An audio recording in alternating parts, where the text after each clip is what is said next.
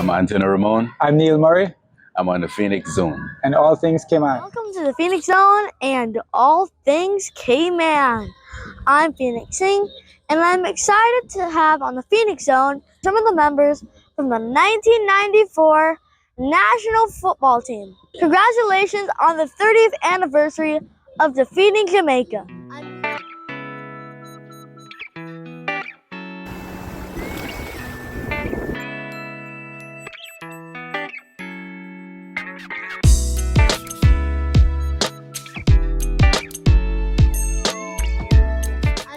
With Mr. Neil Murray, Mr. Neil Murray and Mr. Anthony Ramon, members of the 1994 National Football Team.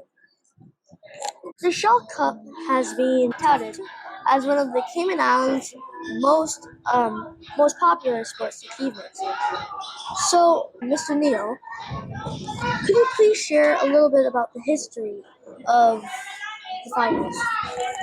Well, that was 94. We were actually picked to host one of the qualifying groups. So this was actually a qualifying group for the winner to go on to the finals in Trinidad. So there were 4 teams. There were ourselves, Jamaica, St. Martin, and the British Virgin Islands. So how the scheduling went, Jamaica and Cayman played both of their games, both BVI and St. Martin. Both teams beat those 2 teams, so this was the penultimate final now to see who would go through to the finals in Trinidad. So that's pretty much set up the big game for us, big game for Jamaica. Any final is always a big game, and again, this would then send the winning team on to Trinidad for the finals. So what position did you play in that game? That game I played defensive midfield, so I was sitting right in front of our back 4.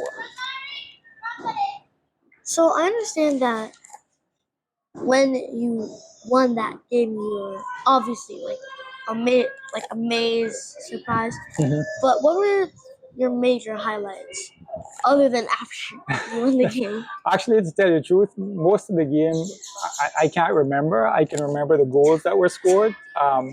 It was as what happened was, of course, we went up 3-1 in the game. Jamaica scored late in the game, make it 3-2, and after that, it was just like full speed ahead against our goals. So we were defending for our lives. But I mean, the memories I have of that game was actually prior to the game. We were staying in a hotel in West Bay, which we normally did. We stayed in hotels night before just to kind of get relaxation and stuff. And it was on our way to the Ed Bush field.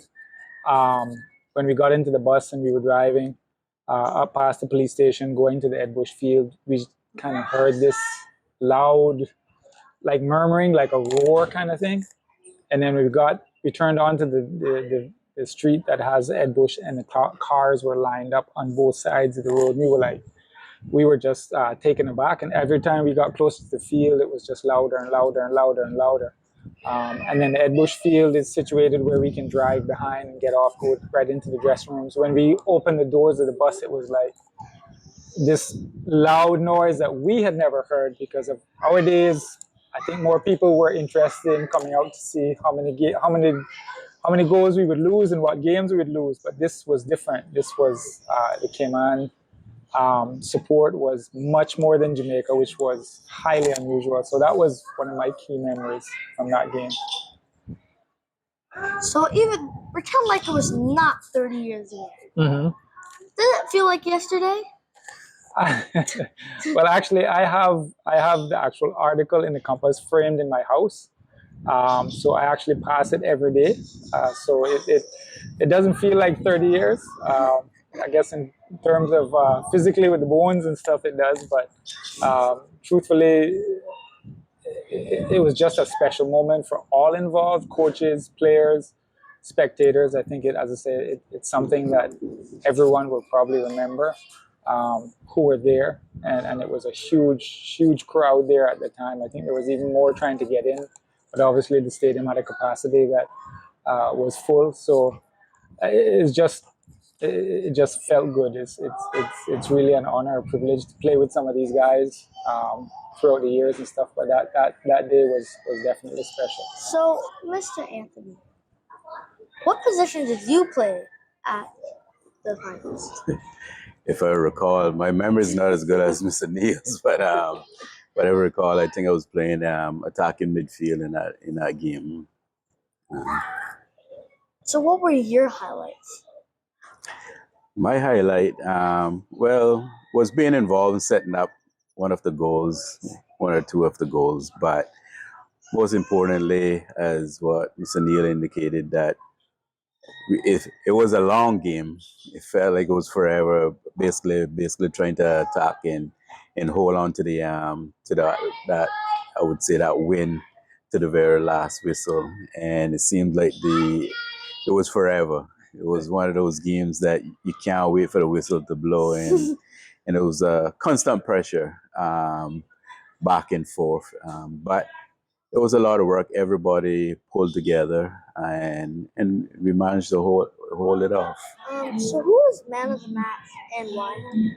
Well, as I recall, Mr. Cecil Walton, our goalkeeper, was the man of the match. And like I said before, it was a long game, and Jamaica never gave up. It was there to the very last minute. So it was a constant counterattack by both teams. And there was a lot of big saves, I would say, that he came out with, where pretty much the crowd thought it was over there. But at the very last minute, he would get a finger, whether if it's tipping the ball over the goal or, as what we would say, taking it out of the rat hole kind of thing. So he had an exceptional game, separate and apart from the goals that we scored.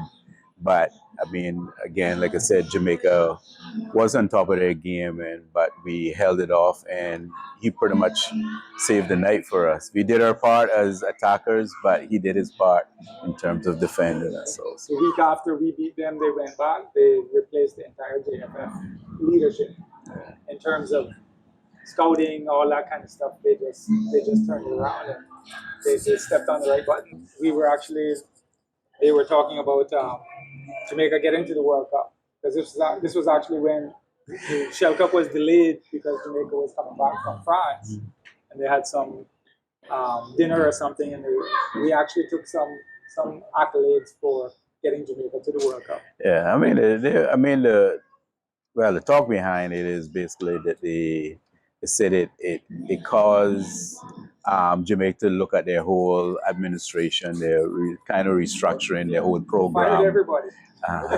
So it was a more restructuring of the Jamaica Federation on different levels and so forth. So it was a turning point for them. Oh yeah. So I guess that's where that story comes that's when behind. they hired the guy from Brazil, and in 4 years came on beating them to playing Argentina in the World Cup. So we can take some gratitude for contributing to that somewhere down the line. Anyway.